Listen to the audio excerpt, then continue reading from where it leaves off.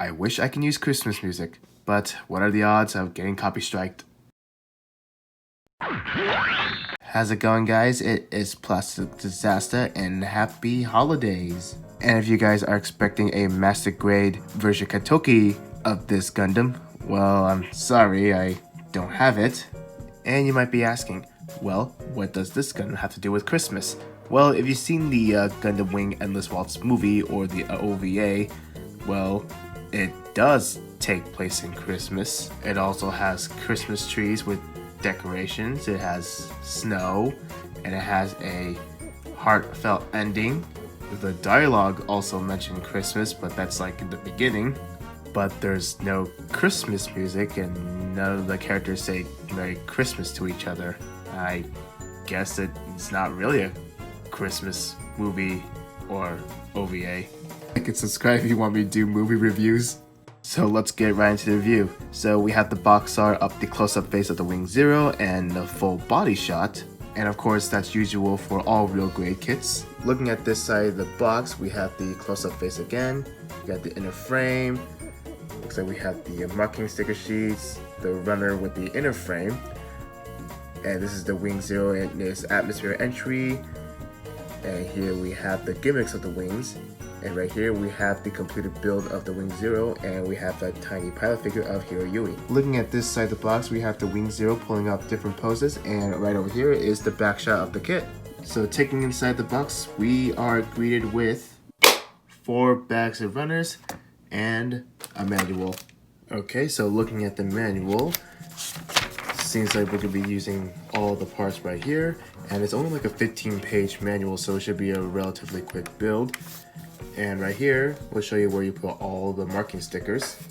And we also have a color guide right there if you're planning on painting it. So runner A is going to be a multicolored part. We have parts for blue, white, and yellow. And I do see parts for, I'm guessing like the shoulders right over here, parts of the torso. We got the V-fin right here, and I'm thinking these are going to be parts for the legs right over here. Runner B is going to be the inner frame parts, and it is called the Advanced MS Joint 9. One thing I forgot to tell you is that this kit was made back in 2014. Now back in the day, RGs, they are built with the inner frame. Compared to modern day real grades, check out my review of the Force Impulse Gundam, the inner frames are separate parts. Runner C is going to be a multicolored part. We have parts for the blue right here, the red, translucent green, and some clear pieces right over there.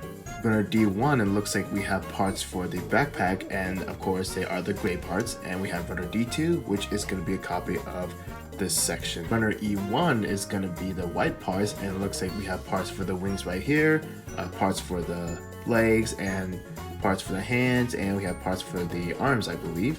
And we have runner E2 is going to be a copy of this section. Runner F is going to be more white parts, and looks like we have parts for the wings right here, and parts for the head right here and there, and we have a little tiny pilot figure right up here in this corner. And here we have runner G is going to be more gray parts. Looks like we have parts for the Buster rifle, some hand options right over here. And here we have the marking sticker sheet. Now, like I said in my RG Force Impulse Gundam, these are optional. Alright, so that wraps up the unboxing. So like I said, this kit was made in 2014, so I'm hoping it still holds up today. So other than that, I'll see you guys after the build. And here is what the Wing Zero custom looks like when it's all put together. As far as the build goes, the build is actually not that challenging for the most part. I dropped 2 small pieces, but luckily I found them. So be careful when you put this thing together. And as I was building it, as you can see, I already went ahead and put in some of the decals in and painted some areas just to give myself a bit of a head start. But I am going to detail it after I finish showing off the out-of-box build. As for seam lines, there is almost none except for these wings right here, how they were sandwiched together. So they're actually pretty easy to get rid of. Just put a little glue on it and then sand it down. So it shouldn't be too bad. The kit is also a bit back heavy, but thanks to the wings from the back, it keeps it standing. And to wrap up this out of box look, I just want to say the details and the proportions are actually pretty nice. But I'm gonna go right now and work on this kit, and I'll see you guys right after that. And here is what it looks like with minimal effort. And when I mean by minimal effort, I mean all decaled up, panel line, and with a little detail paint. And to be honest, I was tempted to weather it, but I'm gonna keep it clean like this. Also, word of advice, you're better off painting the silver bits, as you can see, instead of using these stickers, because last time when I tried to use it on the Force Impulse Gundam, I kind of messed one of them up, so you're better off painting silver instead. And speaking of stickers, using these marking stickers applied on dark surface, let me bring the light here. Yeah, you can see like the outline right over there, and it doesn't really look as good. I mean, maybe from a distance it looks fine, but I think it should come with water slide decals instead. But if it's also on the white piece, it's passable. At least to me, it still looks nice, so I can forgive all this. So, moving forward to the accessories. First off, we have the twin buster rifle. The handle can move up, and you can pull it down just by pushing this, just like so. And if you want to combine them, just unpeg this and unpeg the other one, just like that. Sandwich it together, make sure they're all aligned, put these together. This is what it looks like. Two green beam saber effect parts, and the beam saber handles are stored in the back of the wings. And to pull the beam saber handles out, you just bring this forward and pull it out like so. And there is a peg which leads to another accessories, which would be the two weapon holding hands. And speaking of hands, we have two of the open palm hands and two of the standard RG hands. Now the cover of this backhand has been troublesome because every time I would push it down, it would pop out by itself. I guess I kind of got lucky, but anyways, and it just popped. So there's like a ball joint right over here on the thumb, index finger, and the rest of the fingers are on one ball joint. And they're also on the hinge as well, on the finger and on the thumb, just like that. I know you can barely see it. Oh, and I almost forgot, there is a hinge on these fingers as well. And here we have the 1/44 scale of Hero Yui, and yes, I did pen align this so I can show you how detailed this is. And of course, what would an RGB without an action-based adapter? Sure, it doesn't have a lot of accessories, but looking at what we got, I'm satisfied enough. Okay, let me just put this beam saber handle back and we'll get on with the articulation. Starting off with the head, it's on the hinge joint and the ball joint on top. The shoulder pad can move up. The arms can swing forward. It can go up that far, which is pretty nice. The biceps will right over here. Double bend on the elbow, and the wrist is on a ball joint. And for the torso, you can lift these up and it will reveal these Vulcan guns. Let me just move it like closer. Here's what it looks like. But anyways, got a waist swivel. It could crunch forward and move back just ever so slightly. For front skirts, can move up that far. Side skirt can move not that far, and the back skirt can lift up that far. Yeah, I know all these wings are getting away, but at least you can see it. The wig can kick up that far, can move back that far, can move out that far. You have a thigh sole right up here. Now, when you're bending the knee, it can be a little wonky, but once you work with it, it should be okay. So you have a double bend at the knee. So as you can see, it has pretty nice armor separation and a sliding gimmick right up there. Also, this part of the knee can shift down and up. This part can lift up, and this can move around, and it's on a ball joint. The toes can move down that far, and it can move and the feet, I mean, can move up that far. And you also have a little toe bend right over here. And as for the pivot, it's something, but it's not a lot. Alright, moving on to the backpack, and this is where it gets fun. So, starting off with this wing, it can move back and forth, rotate. It can move up and down, rotate up here, and it can split just like that. And these little bits are on a ball joint.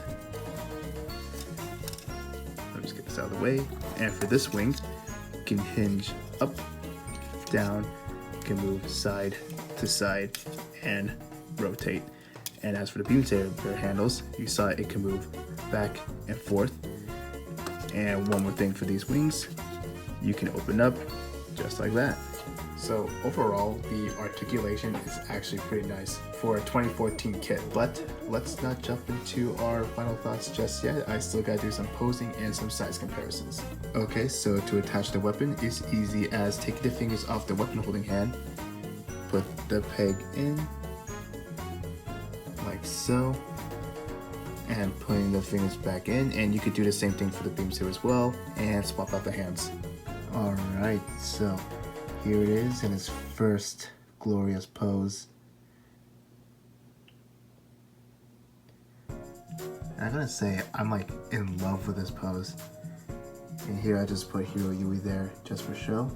So I'm trying to recreate the pose from the anime, and I find this a bit of a struggle. I mean, from the front it looks a little bit off, but what makes it a little bit worse, if I move up here, I had to cheat a little bit because when I tried to use both of the handles, it doesn't work. So it's best if I had to flip one of them up. Enough about the Buster rifle. So here it is with some beam sabers, because beam sabers could use a little love as well. And if you're asking why am I not using the articulated archer hands, well, it's because I find them very unnecessary in my opinion. Okay, and once you follow the instructions on how to set up the atmosphere entry mode, here's what it looks like.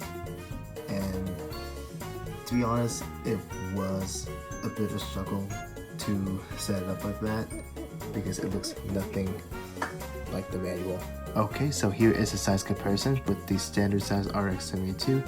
Now, as you can see, the Wing Zero is shorter than the RX-78 because if you see my Magnac review, the mobile suits from the Gundam Wing are on the shorter side. One more thing I forgot to mention is that it looks wider than the RX-72. Maybe it's because like the wings and the way how it's designed. And for another wingsuit I've always wanted to do, here he is right next to the high grade After Colony Wing Zero, the TV version. Now seeing these two side by side kind of blew me away. So let me ask you this, which design do you prefer? Because if you ask me, I kind of like them both equally. So don't pressure me in the comments below. And yes, I forgot to mention they are both the same height.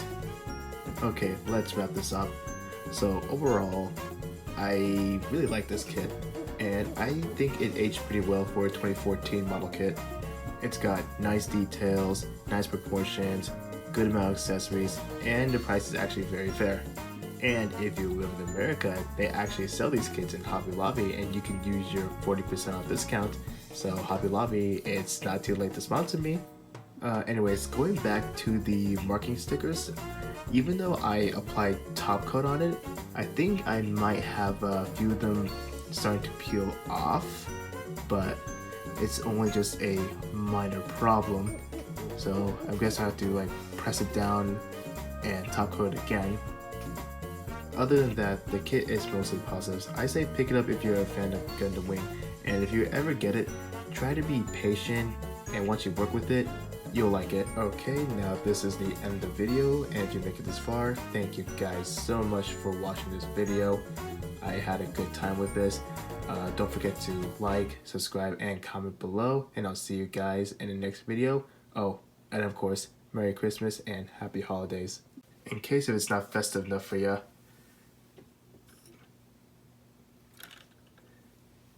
Okay, now it is.